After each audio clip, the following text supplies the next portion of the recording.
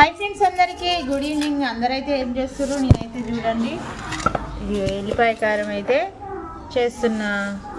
ఇంట్లో అయితే కూరగాయలు అయితే ఏం లేవు. ఇక చలికాలంలో అప్పుడప్పుడు ఇది తింటుంటే 10 రోజుల దాకా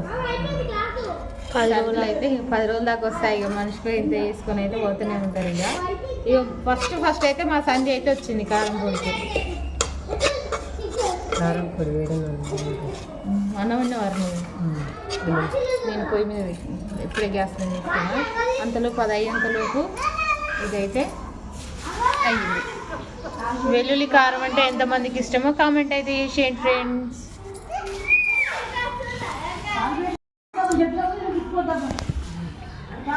చాలా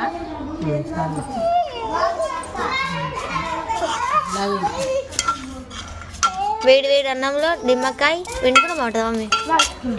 ఇట్లనైనా మంచిగా ఉంటుంది.